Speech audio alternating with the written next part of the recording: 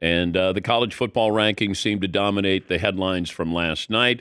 So Alabama's back in, Miami is out, and you have some buys here with Boise State. You have Oregon, SMU, and Texas, and that's subject to change. All right, Seton, poll question for the first hour is going to be what? Well, I think we start with the college football playoff. The TO Dubs sent in a couple that are fun. Alabama will ultimately make the 12-team playoff because ... they deserve to be in, or they're Alabama. Okay. I would say it has a little bit more to do with their Alabama. The brand is going to get you in. And there was a whole lot of word salad going on last night with who's my guy who was running the playoff committee, Warde Manuel. So he was talking about these conference championship games coming up this weekend. He was on with Reese Davis. And this is what's happened. College football had conference championship games because it was a cash grab. Now you don't have to have that. You have a 12-team playoff, not a 4-team playoff. When the 4-team playoff, not everybody was sharing in all the monies. And now you have teams that can go to a conference championship and the teams and the conferences benefit. Well, they don't want to screw up what happens with the 12-team playoff by having one of their teams lose in a conference championship game. So it feels like they're slowly trying to diminish or get rid of conference championship games. So here is Warde Manuel, the College Football Selection Committee chair. Any team that is not playing right now, we don't have a data point to rearrange where we have those teams ranked. And so that is set in terms of how we see them going into the final week of championship week. There's nothing that's going to change, Reese, for us to evaluate them any differently than we have now. Those teams who are not playing cannot be adjusted in terms of where they are compared to other teams that are not playing. But the championship teams, we will evaluate that data point to determine if there needs to be any movement based on how the performance of the game goes. Would you like some ranch dressing with that word salad? Because I have no idea what we're talking about here. I think it's just a polite way of saying, hey, if you're in, we want to keep you in. Just don't get blown out. And if you're out, you got no shot of getting in unless somebody gets blown out. Yes, Seton. It feels like, and Paul, correct me if I'm wrong, it feels like he was saying the teams who are not playing this weekend, they're set. Sorry, not a lot we could do for you. But if you are playing this weekend, maybe we'll see some movement. It was a lot of words to say basically that. Yeah, Paul. I think Seton's right. It was he took a long way to get there. And even Reese pushed back, are you saying that this weekend doesn't matter that much? And he kept not saying it didn't matter, but didn't say it mattered very much. For example, if Georgia gets waxed by Texas, I think they can go down. Can they go down to past Ole Miss, which gets Ole Miss in? That's confusing. If SMU loses in any way, I think they're out. And then a team like Miami's back in, I think. Yeah, I think. All I know is I pushed for the 12-team playoff. We got the 12-team playoff. It was going to mean more games, had more meaning late in the season. I got that. The other part of that, I can't be responsible for. The grown-ups are supposed to take care of that. Miami's upset. You know what, Miami? You got upset. That's why you shouldn't be upset. You lost 2 of 3. Once again, you can handle your future. I would say control your own destiny, but you can't do that. But you could win. If you beat Syracuse, then we're not in this position. You lost to Syracuse, okay? You lost to Georgia Tech, okay? Yeah, Paul. But Miami fans, if I'm going to be pro-Miami for a minute here, just play that role. Miami lost to a Syracuse team that had 8 wins going in. They were an above-average team, right? Alabama got murdered, not literally, by Oklahoma, an average team this year. It wasn't even close. Alabama's resume in November is getting waxed against Oklahoma, beating Mercer, which does not count, and a decent win over Auburn. They didn't help themselves in November. They hurt themselves. Yeah. Alabama's a brand. The U used to be a brand. Correct. Not anymore. And you lose to Syracuse. Win the game. Yes, Syracuse is good. Win the game. I mean, Ole Miss loses to Florida. Florida, of course, started to play a whole lot better. I mean, South Carolina might be playing as good as anybody right now. It's not fair. I know that. But it's not meant to be fair. It's about entertainment. It's getting brands in there, unfortunately.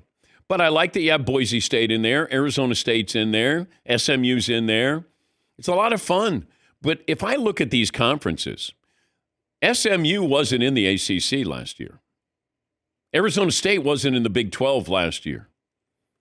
Oregon wasn't in the Big 10 last year. Texas, we're seeing these teams that just came into conferences winning these conferences. And I know you start to look at resumes, and we're eventually going to get to the pro model. It might be the Premier League model. I'd love to have relegation, or it might be the NFL model. We're eventually going to get to that. There's so much money to be made. It's just like March Madness. You know, when we had the commissioner, or the NCAA commissioner on, Charlie Baker on, he was talking about, hey, maybe we add 4 more teams, 6 more teams.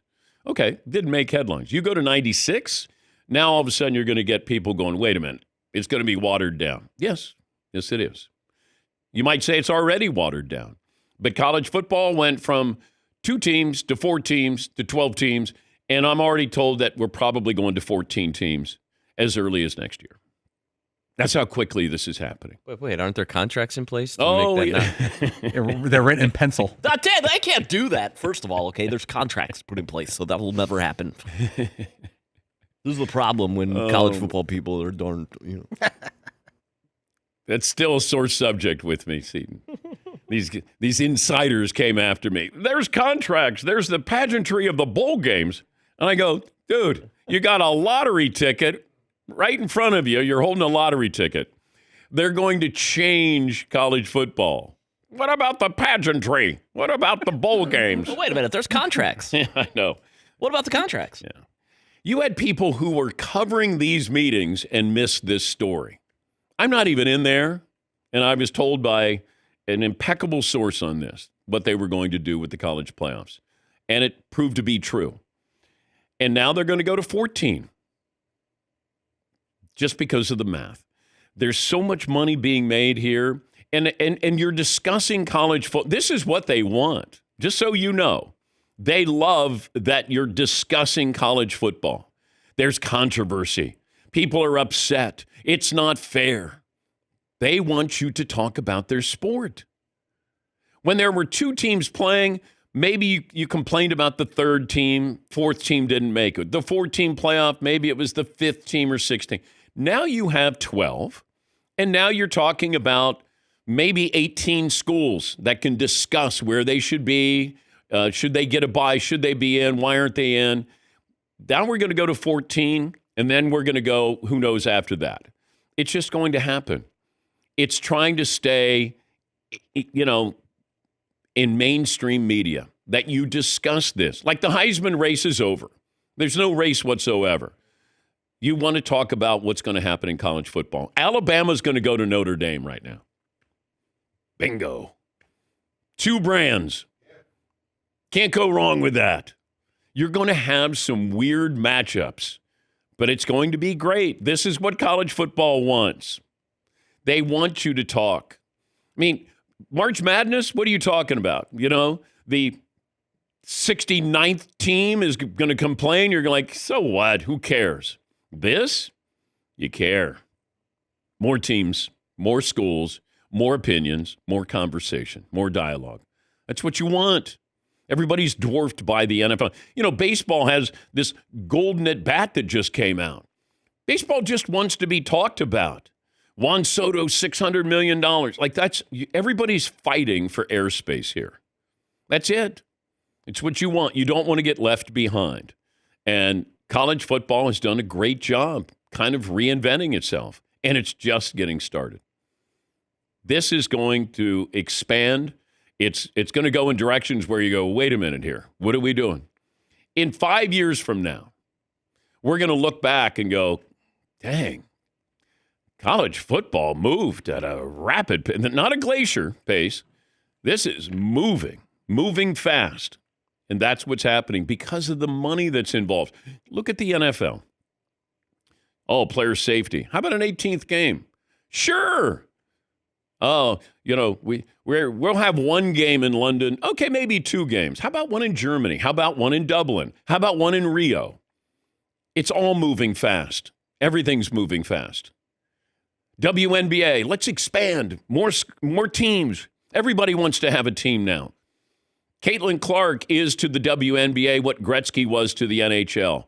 He expanded hockey. Southern part of the United States. Who would have thought? It's because Gretzky. Caitlin Clark, everybody wants a franchise now. This is what sports is doing. This is happening right in front of us. Now you can say, is this the golden age? Well, that's open to your interpretation. But this is where we're going. It's about money. It's always been about money.